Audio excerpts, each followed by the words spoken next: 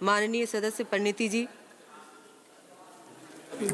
बताना तो था। मैडम स्पीकर, बहुत बहुत धन्यवाद। मैं आज शून्यकाल के तहत आपसे ये कहना चाहती हूँ कि मेरी कॉन्स्टिट्यूएंसी पंढरपूर में वाखरी गांव है।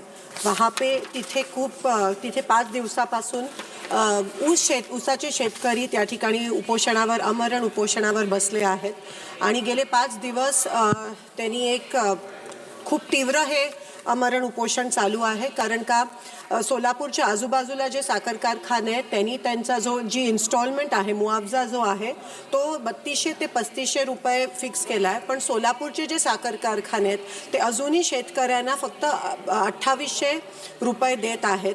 एका बाजूला प्रचंड महागाई वाढली आहे, दुसरीकडे खताचं एक पोतं जे आहे ते 2000 रुपयाला मिळतं आणि ह्यावरून मोठ्या प्रमाणात शेतकरी पण कर्जबाजारी झालाय।